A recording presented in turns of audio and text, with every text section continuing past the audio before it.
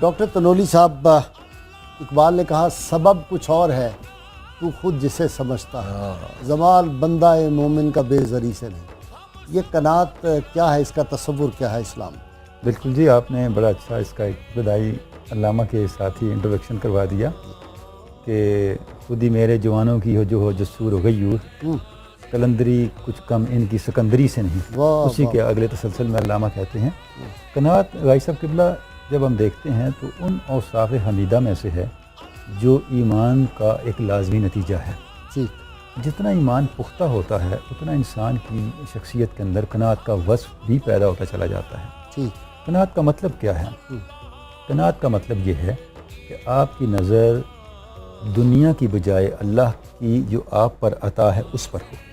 سبحان اللہ۔ یعنی جب انسان اپنے اوپر اللہ کی موجود عطاؤں کو یاد رکھتا ہے، ان کو مستحضر رکھتا ہے، ان کو اپنے پیش نظر رکھتا ہے، تو زندگی کے بارے میں پھر اس کا رویہ بدل جاتا ہے۔ یعنی قناعت کا یہ قطعاً مطلب نہیں ہے کہ جو محدود سا اپنا سٹینڈرڈ بنا کے اور ایک بے عملی کی روش زندگی میں اختیار کر لیں، قطعاً یہ مطلب نہیں ہے۔ یعنی آپ سراپا عمل رہتے ہیں لیکن آپ کی ترجیحات جو ہیں وہ صرف دنیا نہیں ہوتی۔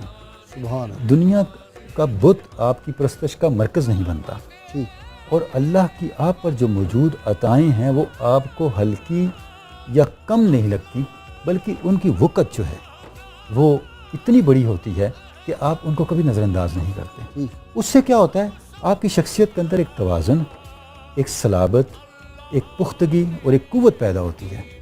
ڈاکٹر سعیدی صاحب، تیری روح میں ہے اگر شرر تو خیال فقر و غنا نہ کر، کہ جہاں میں نانے شعیر پر ہے بطار قوت حیدری۔ اقبال نے کہا۔ سبحان اللہ، سبحان اللہ۔ مانگنے والا گدا ہے صدقہ مانگے یا خراج، مانگنے والا گدا ہے صدقہ مانگے یا خراج، کوئی مانے یا نہ مانے میر و سلطان سب گدا۔ سب گدا، یہ حقیقت ہے۔ مجھے یاد آتا ہے آپ نے جس طرح بات شروع کی ہے، حضرت علی المرتضیٰ رضی اللہ عنہ کا بڑا خوبصورت فرمان ہے، خواہشیں بادشاہوں کو غلام بنا دیتی ہیں اور صبر و قناعت غلاموں کو بادشاہ بنا دیتا ہے۔ واہ واہ واہ، سبحان کیسی اللہ، خوبصورت سبحان بات ہے۔ اللہ، سبحان۔ مجھے یاد آ رہا ہے حضرت سالم، حضرت عبداللہ ابن عمر رضی اللہ عنہ کے صاحبزادے ہیں، یہ طواف کر رہے تھے تو حشام بن عبد الملک وہاں پر موجود تھا، سادہ لباس پہنا ہوا تھا، سادہ دستار تھی، 13 درہم معمولی قیمت تھی۔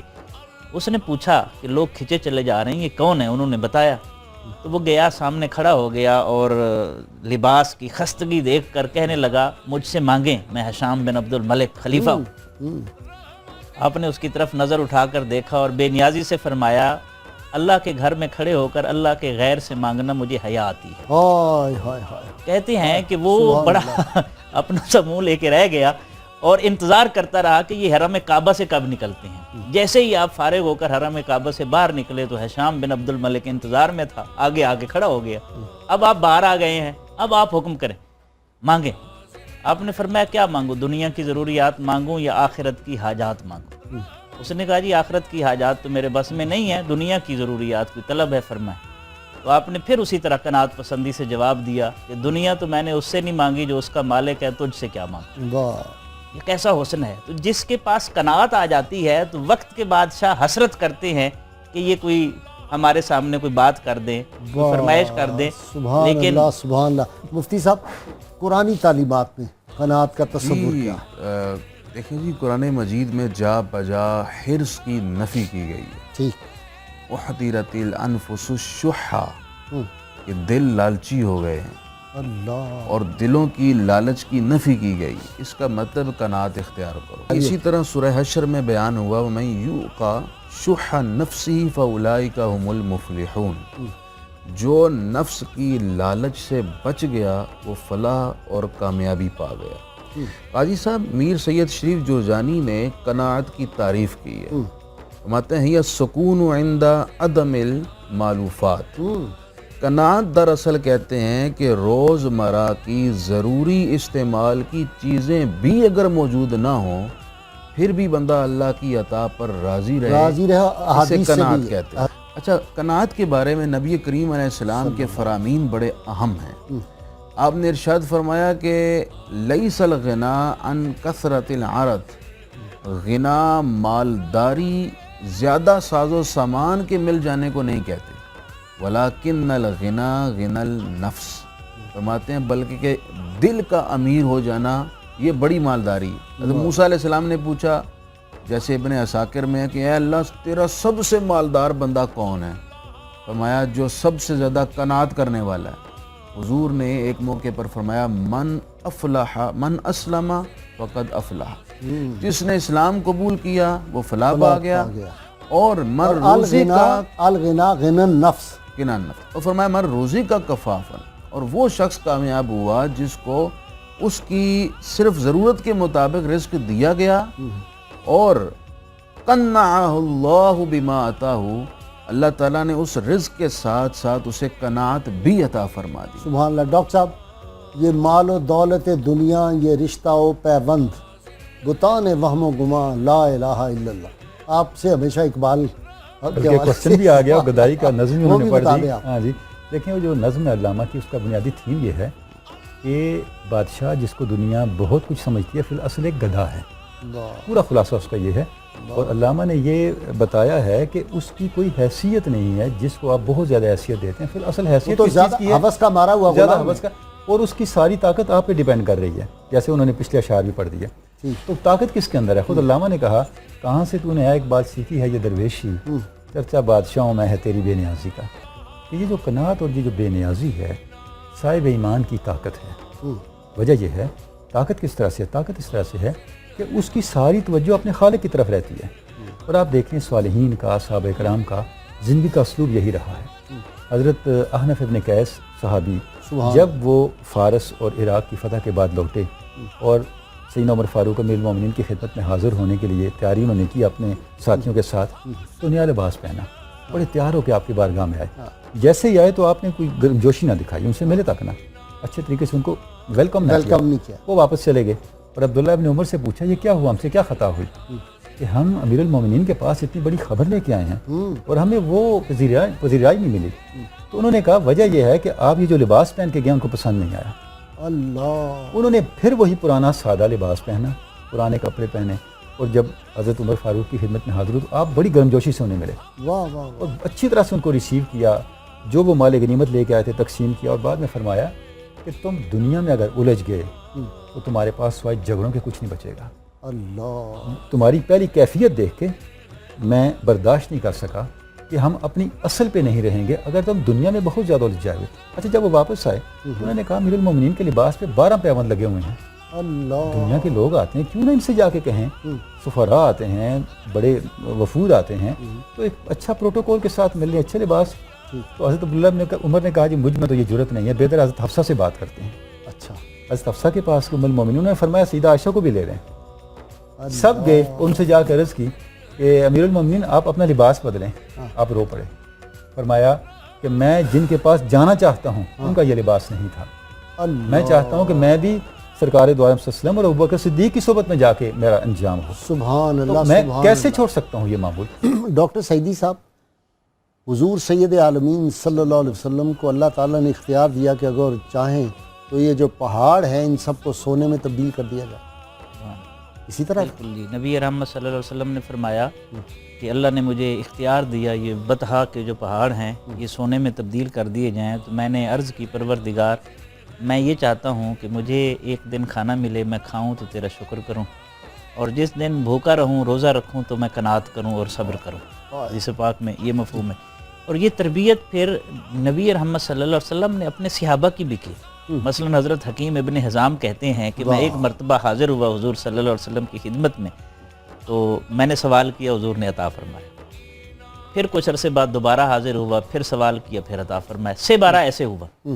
تیسری مرتبہ جب عطا فرمایا تو پھر نصیحت فرمائی، حکیم یہ جو ہوتا ہے نا سوال کرنا، مال ملتا ہے بڑا میٹھا ہوتا ہے، لیکن اوپر والا ہاتھ نیچے والے ہاتھ سے بہتر ہوتا ہے۔ انہوں نے ایسی تربیت پائی، بڑا خوبصورت انداز تھا، ظاہر ہے زبان نبوت تھی۔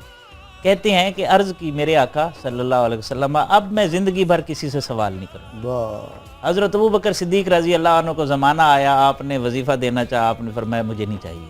پھر حضرت عمر کا زمانہ آیا، مال فیع کہیں سے آیا تو آپ حصہ دینا چاہتے تھے، تو انہوں نے کہا مجھے نہیں چاہیے۔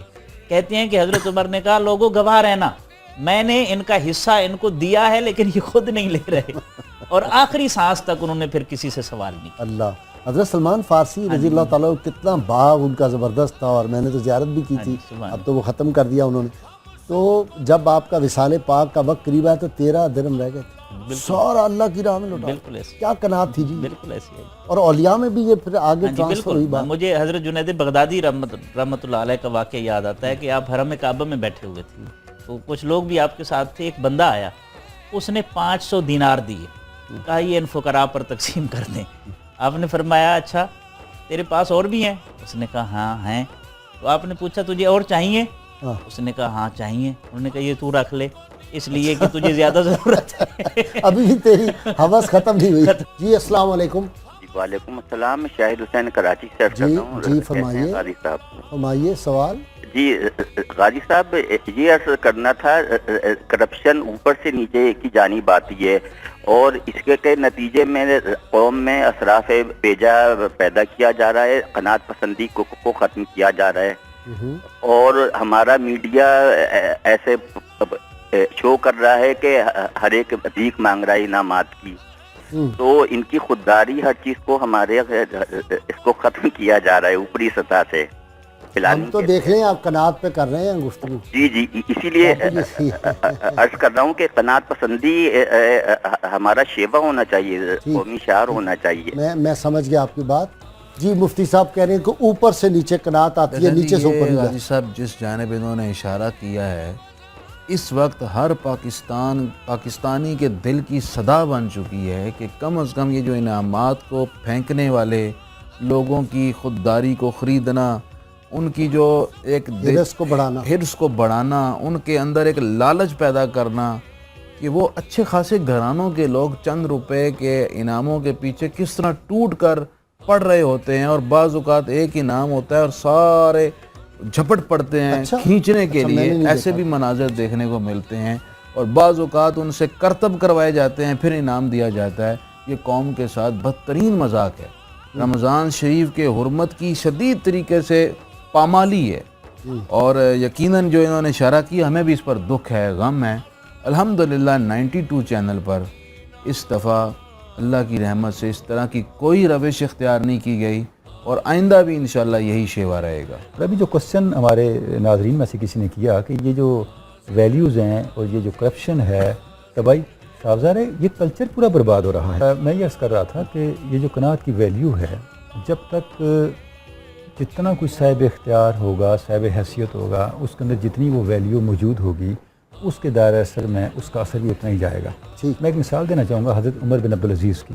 دیکھیں جب آپ گورنر مدینہ تھے تو آپ کی زندگی کا بالکل اور انداز تھا، لیکن جب آپ امیر المومنین بنے تو آپ نے سب سے پہلا کام کیا کیا کہ تمام خلفاء کی ملکیت میں باغ فدق تھا، آپ نے وہ بیت المال میں اس کے حوالے کر دیا۔ اپنی اہلیہ کو بلایا جو خلیفہ وقت کی بیٹی تھی، فاطمہ بنت عبد الملک، اور پہلے گورنر مدینہ کی بیوی تھی، پھر اب وہ امیر المومنین کی بیوی تھی۔ اس کو کہا کہ میں یہ چاہتا ہوں کہ تم جتنے زیورات ہیں یہ سارے بیت المال میں جمع کروا دو۔ اس کے بعد اپنی فیملی کو بلایا کہ آپ کے پاس 1 ہفتے کا وقت ہے، آپ کے پاس جو کچھ بھی بیت المال کا سب جمع کروا دو۔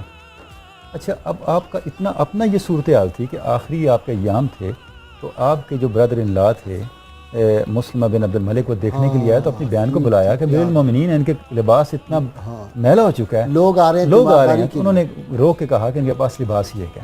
اب یہ میں نے سارا واقعہ کیوں سنایا؟ دمشق سے بہت دور ایک چرواہا تھا، وہ بکریاں چرا رہا تھا، ایک بیڑیا آیا اور اس کی بیڑ پکڑ کے لے گیا۔ اچھا، اس نے کہا انا للہ و انا الیہ راجعون، لگتا ہے عمر بن عبدالعزیز کا انتقال ہو گیا۔ تو لوگوں نے پوچھا تمہیں کیسے پتا چلا؟ اس نے کہا جب عادل حکمران اٹھ جائے تو یہی ہونا ہے۔ پتہ چلا اسی دن عمر بن عبدالعزیز کا انتقال ہوا تھا۔ ایک بات کی طرف میں اشارہ کرنا چاہتا ہوں، وہ یہ ہے کہ جہاں قناعت آتی ہے وہاں توکل آتا ہے، یہ لازم ملزوم ہے۔ حضرت داتا گنج بخش رحمۃ اللہ علیہ نے حضرت جنید بغدادی کا ایک واقعہ لکھا ہے کہ حضرت جنید بغدادی نے عرض کی پروردگار قیامت میں میرا مصاحب کون ہوگا جنت میں؟ تو انہیں بتایا گیا کہ ایک چرواہا ہے، ابھی چرواہے کی بات ہو رہی تھی، تو آپ اس کے پاس گئے، کوئی ہفتے سے کم دن رہے لیکن امپریس نہیں ہوئے۔ اچھا، تو آپ نے کہا بندہ خدا تیرا باطن میں کیا معاملہ ہے؟ اس نے کہا حضرت میں تو جاہل ہوں، نہ مجھے باطن کا پتہ ہے نہ کسی معاملے کی خبر ہے۔ آپ نے فرمایا پھر اتنا مقام کیوں دکھایا گیا ہے؟ اس نے کہا جی اگر یہ سارے پہاڑ سونے کے بن جائیں نا اور پھر میرے حوالے کر دیے جائیں، مالک بنا دیا جائے، پھر ایک ایک کر کے مجھ سے چھین لیے جائیں تو مجھے کوئی تکلیف نہیں ہوگی، نہ آنے کی خوشی ہوگی نہ جانے کا غم نہ ہوگا. جانے کا غم ہوگا. واہ اور میرے ساتھ کوئی وفا کرے یا جفا کرے میں اسے اللہ کی طرف سے سمجھتا ہوں، میں کسی سے شکوہ شکایت نہیں کرتا. واہ واہ. جہاں قناعت ہے وہاں توکل ہے. اچھا وہ بھائی رابعہ بصریہ رحمہ اللہ کا واقعہ ہے ذہن میں کہ جب ان سے شفیق بلخی یا کوئی اور بزرگ تھے، انہوں نے کہا کہ سنائیں آپ کے شہر کا کیا حال ہے، تو مائی صاحبہ نے کہا کہ آپ بتائیں کیا حال ہے. انہوں نے کہا ہمارے شہر کے لوگ جب پیسے آتے ہیں ان کے پاس جو بھی مال آتا ہے وہ بانٹ دیتے ہیں. تو انہوں نے کہا اچھا. انہوں نے کہا جب آئے تو بڑے خوش ہوتے ہیں اور جب آ جاتا ہے پھر بانٹ دیتے ہیں. تو مائی صاحبہ نے کہا کہ بصرے کے کتے بھی یہی کرتے ہیں کہ اگر آ جائے تو ان کو خوشی ہوتی ہے اور جب بانٹ دیتے ہیں تو تب بھی ان کو راحت ہوتی ہے. تو مائی صاحبہ نے کہا نہیں ہمارے ہاں. انہوں نے کہا پھر آپ کے ہاں کیا کرتے ہیں؟ انہوں نے کہا نہ ملے تو خوش رہتے ہیں، خوش رہتے ہیں، مل جائے تو بانٹ دیتے ہیں. اور یہ بڑی دلچسپ بات ہے قناعت جس میں آ گئی. ایک دفعہ حاتم تئی سفر کر رہا تھا، جنگل میں ایک بندہ ملا لکڑیاں کاٹ رہا تھا. حاتم تئی نے کہا تجھے پتہ ہے آج حاتم تئی نے دعوت کی ہے، 40 اونٹ ذبح کیے ہیں. وہ نہیں جانتا تھا یہ حاتم تئی ہے. اس نے کہا جو اپنے ہاتھ سے کماتا ہے اسے کسی حاتم تئی کی ضرورت نہیں ہے. یہ عزت، یہ خودداری. اور پھر ڈاکٹر صاحب نے ایک بات کی طرف اشارہ کیا تھا شروع میں، قناعت کا یہ مطلب نہیں ہے کہ آپ ٹھہر جائیں. قناعت اپنی حالت میں خوش رہنے کا نام ہے. یہ نہیں ہے کہ وہ تو تھے آبا تمہارے ہی مگر تم کیا ہو، ہاتھ پر ہاتھ دھرے منتظر فردا ہو. ایسا خوش نہیں ہے. نصیب وہ ہے جو اپنے نصیب پر خوش ہے. جس حال میں اللہ رکھے. ہاں جی وہ مائی رابعہ صاحبہ والا وہ لفظ آگے پیچھے مجھ سے ہو گئے کہ انہوں نے کہا کہ مل جائے تو شکر کرتے ہیں، نہ ملے تو صبر کرتے ہیں. مائی صاحبہ نے کہا کہ ہمیں اگر مل جائے تو بانٹ دیتے ہیں، نہ ملے تو شکر کرتے ہیں. بھائی صاحب ایک کیا سوال قناعت ہے جی. امام غزالی رحمۃ اللہ علیہ نے ایک سوال قناعت کے باب میں اٹھایا ہے. جیسے ناظرین نے ابھی قناعت کی اہمیت سنی، اس کی فضیلت سنی، اس کی برکات سنی، تو اب دل میں خواہش پیدا ہوگی کہ ہم بھی قناعت اختیار کریں. لیکن سوال یہ ہے کہ قناعت کیسے اختیار کروں، میں قانع کیسے بن سکتا ہوں؟ بہت اچھی بات. امام غزالی کہتے ہیں اس کے لیے 3 باتیں آپ اپنے ذہن نشین رکھ لیں، آپ کو انشاءاللہ قناعت نصیب ہوگی. پہلی بات ذہن میں رکھیں کہ جب بھی کسی کی نعمت دیکھیں فَلْيَنْظُرْ إِلَىٰ مَنْ فُضِّلَ عَلَيْهِ، تو آپ اس شخص کو دیکھیں جس کے پاس وہ نعمت نہیں ہے. تو آپ کو پھر اللہ کا شکر اور قناعت نصیب ہوگی کہ اگرچہ یہ بڑی نعمت نہیں ہے لیکن وہ بھی تو لوگ ہیں جن کے پاس یہ نعمتیں نہیں ہیں، تو میرے پاس نہیں ہے تو کیا ہو گیا، وہ بھی مجھ سے بھی گئے گزرے لوگ موجود ہیں. اپنے سے نیچے کی طرف دیکھیں، نیچے کی طرف دیکھیں، دنیا کے معاملے میں، دین کے معاملے میں اپنے سے اعلیٰ شخص کو دیکھیں. دوسری آپ فرماتے ہیں کہ وہ یہ غور کرے کہ مجھ سے قبل جن لوگوں نے اربوں خربوں بے تحاشا پیسہ جمع کیا آج وہ دنیا میں نہیں ہے. جیسے قارون ہے، حامان فرعون ہے، بڑے بڑے شاہان عالم ہیں، بڑا پیسہ تھا، دولت سرمایہ تھا، اس دنیا سے گئے تو جیب میں کفن میں نہ تو کوئی جیب تھا نہ قبر میں الماری تھی، کوئی 1 روپیہ نہیں لے کر گئے. تو میں بھی سکندر جب گیا دنیا سے دونوں ہاتھ خالی تھے. انہوں نے کہا میرے ہاتھ باہر نکال دینا تاکہ لوگوں کو پتہ چل جائے. لیکن نہیں، شاید مفتی صاحب اب چونکہ وقت قوالی کا ہو رہا ہے، ورنہ اس پہ بھی بحث کرتے ہیں. صرف ایک بات ہے، اب لوگ قبر میں شاید لے جاتے کہ ہیں $1. تیسری بات وہ جیسے فراہیم لے جاتے تھے کہ میں نے ان قریب وقت آنے والا ہے کہ میں نے مر جانا ہے. جب یہ باتیں امام غزالی فرماتے ہیں وہ ذہن نشین رکھے گا تو اسے آہستہ آہستہ قناعت کی رغبت نصیب ہوگی. قناعت کی نہیں اور بھی معاملات، ہاں، سارے حسد چھوڑ دے گا، بغض چھوڑ دے گا، لوگوں کو نقصان پہنچانے کا نہیں سوچے گا اگر اس کو موت یاد ہو. لیکن بعض لوگ سمجھتے ہیں کہ انہوں نے مرنا نہیں، اور شیطان کو یقین دلاتا ہے کہ نہیں لوگوں کے نقصان کرو تو تمہیں ابھی مرنا نہیں. ویسے غازی صاحب دنیا میں ایک یہ حقیقت ہے جس کا کوئی انکار نہیں کرتے ہیں لوگ، لیکن غفلت ان کے سر پر چڑھی ہوئی، عملی طور پہ اس کا انکار کرتے ہیں.